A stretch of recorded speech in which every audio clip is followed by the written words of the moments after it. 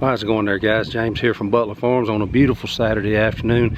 Just out here in the yard getting some things done. I've had some questions from some people that know me personally about how things are going, especially after this hard freeze that we've had this week. You can see I'm out here in short sleeve shirts, guys. We're in the low 80s today.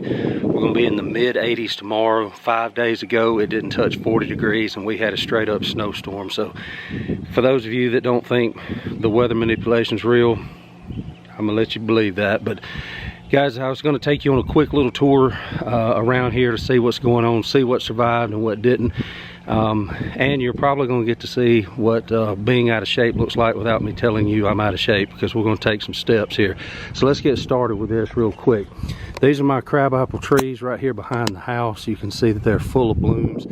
The cold weather really didn't hurt them much. Had a lot of bees and stuff around them. I'm sure it took some of the blooms, but you can see these are still really young trees, and don't expect a lot of fruit on them this year, but they're coming.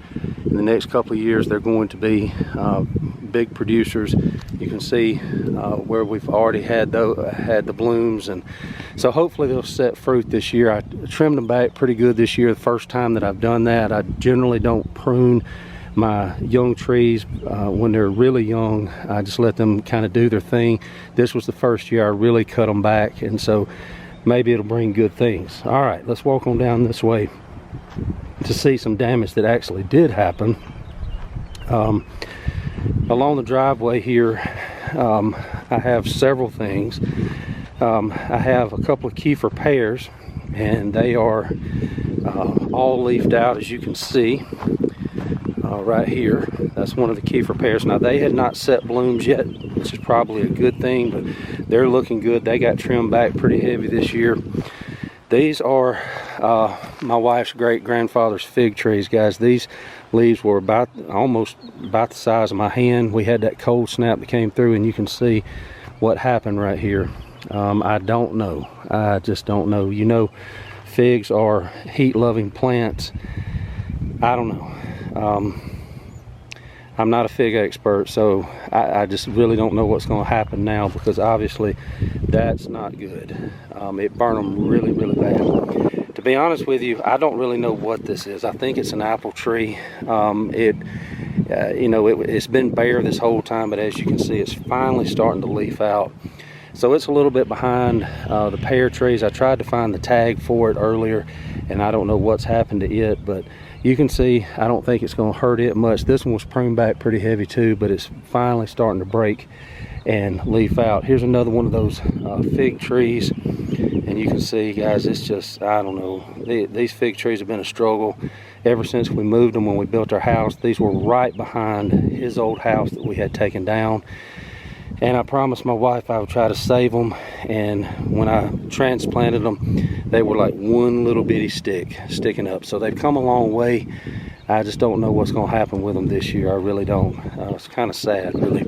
This is another one of the Kiefer pears right here, and this one is a little bit behind that other one. They're the same age, but it's a little bit behind, but it's leafing out nicely. Expect to have a lot of good buds on it this year. All right, we're going to walk on down, see what we can see. And guys, it is feels like spring out here to me, almost summer actually, but it's one of those things that it's just back and forth. They're telling us in this area not to even plant till about, as far as our gardens go, until about April the 15th, and we've got another cold snap coming at the end of the month. I don't know, I can't really wait that long. We'll just have to see how that goes. All right, this is my raised beds. I've done a couple of videos on them, and you can see this one is all in onions, guys. They are jamming. No ill effects from the cold snap. As a matter of fact, they are growing. I mean, I notice changes every day. I'm down here every day. This is my carrot bed. Now this one has been tough. I had it covered. I should have had the cover off of it, but with the cold I just didn't.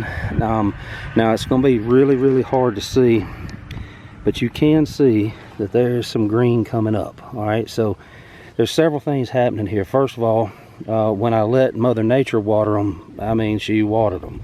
So I don't know how many of the seeds got washed out of there. You know, I plant them real shallow. But you can see the green right there, and as I look down through there, you will not be able to see it in the camera, but I see green down through there. I have uncovered it, and just gonna wait and see what happens. Also, remember, if you watch that video, a lot of these seeds were several years old, and so I'm not sure how viable they were to begin with. But you know, I wanted to use them, get rid of them. I'm gonna start over new next year with new seed, and if I can get even half of them to come up, I'll count it as a blessing. I mean, from this angle where I'm squatted down right here, I can see lines of green down through there. All right, here's some more of the onions. These are the leftover onions, is what I call them. These were the ones that did not look too hot, but you can see they're coming. They're not like that other bed down there, but they are coming. Now, this middle part of the bed is lettuce, and you can see that it's coming up nicely. Again, this area up here, I'm pretty sure there are some coming up in here, but I'm pretty sure that hard rain that we had took care of some of those seeds. But got good stands down here, and so we should have cuttable lettuce before long. These are my radishes down through here, and they're coming along as well. They just they'll be ready before you know it. So excited about that. I'm gonna come back as soon as I finish this video and put some water to them. That's the one bad thing about raised beds, and you know, when you're planting in ground, you can kind of get away with not always paying as strict of attention as you need to. The ground's going to hold more moisture than those raised beds, and I get busy and kind of forget about them, to be honest with you. And now we've had a couple of days of really warm weather plus wind, so I got to get some water on those things pretty quickly. All right, we're gonna walk out here toward my new blackberries. Now, these were put out in the winter. I bought plugs, blackberry plugs, from Hoss Tools, and I know the sun is kind of harsh out here right now, but you can see they're coming. All of the plugs had maybe 2 or 3 leaves on them when I planted them. You can see that one's really coming along. So I don't know that I'll have blackberries this year. These are some of the old blackberries that I've left. I will tie those up later, but I don't think we're going to have blackberries this year, obviously. But they're going to set their roots and be ready to go. Now, one of the things that I'm really worried about, you're going to have to pardon all this traffic. As you know through several of my videos, we have a public lake down at the end of the road, and so whenever there's a nice day, this is what happens. So you can see the bee right there doing his job. These are my blueberry bushes down through here. Guys, they were completely flowered out, and you know, it's kind of encouraging that the bees are still working them as hard as they are. In years past, now, you could get within about 10 or 12 feet of these things and just hear the whole bush buzzing. And I don't know if you can see, there's bees all over these things, and they're swarming me out here, which is a good sign. That's a good thing. Maybe the blooms are still viable, but I mean, they were completely covered before we had this little cold snap, and of course it knocked them back. But like I said, there he is right there. So that's encouraging. There's a bunch of them back in there. I don't know if you can see them flying around. I'm kind of disturbing their work, so I'm not going to stay around here long. So far, it looks like all the new blueberry bushes that I've put out all the way down there have made it. I don't have any that are showing signs of dying right now. This year will tell all. And of course, if they die, I'll just replace them next year with some more of the shoots that I dig up here and transplant down there. So we've got a lot of bee activity out here. Now up here we've got another pear tree. You can tell by how it's already greened out. There's another one right there, and then the apple down there on the end, it's starting to leaf out, so that's encouraging. I hit these hard pruning them this year. This was the first hard prune that these have had, and I've pruned them a little bit in the past, but I have not hit them as hard as I did this year. I took a lot of wood out of these this year, and because they've been sitting here for several years. The root system should be good to go, and you can probably see on the video, if it's not too bright, all the different branches that were cut. But you can also see they're finally starting to leaf out up there. So they're a little bit behind the pear trees. They always have been, but maybe this pear tree right there, these are catalpa trees right here that belong to my wife's great-grandfather. He was an avid fisherman, and he would collect the catalpa worms and use those for fishing. They really don't serve any other purpose, and as you can see, they're kind of rotting from the inside out. So it's just a matter of time before I take those down and replace them. They're more nostalgic for my wife than anything right now, rather than serving a purpose. But anyway, that pear tree right there with all the green on it, that one is the one that had 2 eating size pears on it last year, and so I'm expecting big things this year. And you know, am I going to get enough pears to eat for the entire year? No, because those 2 trees up here are just now getting to fruiting age. The ones up by the driveway, they still have several more years to go. You can see I did get to break my garden this week. It was way too wet to be doing it. My tractor protested the whole time. It did not like it at all.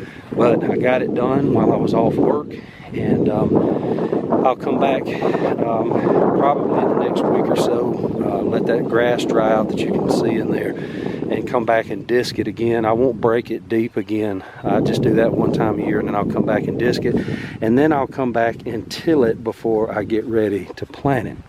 All right, so also, you see the trash pile down there. I don't know if you can see the 2 little orange flags. I'm not going to walk all the way down there. That's where I put my chestnut trees, and they're doing great. You know, they are coming along nicely. And then right up here where these flags are is where I put the hazelnuts. And I want to show you something. These are supposed to be fast growing trees, guys, and these have been in the ground 2 weeks. 2 weeks, yeah.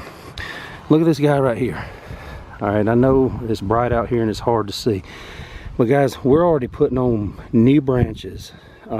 These were bare root trees, and I did get the microhyzae to put in the hole with them. But guys, not only are they already putting on branches, you can see right there, they're already starting to bud. So am I going to get hazelnuts this year? Absolutely not. But they're coming. That's exciting, because according to them, in about 3 years, I should start being able to harvest hazelnuts as well as chestnuts, even before the chestnut trees get anywhere near mature size. So you can see these big pecan trees behind me, guys. These don't produce anymore, haven't for a long time. They're infested with the little worms that bore their way into, they make pecans, but then the little worms just bore their way into it, and it's a mess. And I've told you in other videos, it is way too cost prohibitive to have them sprayed, and that's something that would have to be done every year. And there's as I'm looking down through here, there's only 7 of them left. So the amount of money it would take to get them producing eating pecans is not worth what it would cost, just simply because there's not enough of them to make a go of it. So, and they're kind of at the end of their lifespan too. They've been out there, I would guess at this point, 60 years or more, maybe 50. I would say 60, just gauging when her great-grandfather probably put those out there. But anyway, I'm gonna leave it right there. That's just a real quick walk around update of what's going on. Maybe we're behind all of this cold weather now, and Mother Nature will leave my blooms alone, and we can get something going here. But it's exciting times. I always love this time of year, because now we're starting to get some things going. I got my herbs going up at the shop, and finally figured out a way of doing them after being so unsuccessful all these years with herbs. But we've got herbs now, we use them, and going to continue to use them. So that's just these exciting times here. So I'm going to leave it right there, guys. Don't forget to like, subscribe, and share. Hit that thumbs up button. Tell a friend about us. And let's keep this thing growing, guys. And we'll see you soon. Until next time, we love you. God bless you. This is James from Butler Farms, and we'll be seeing you.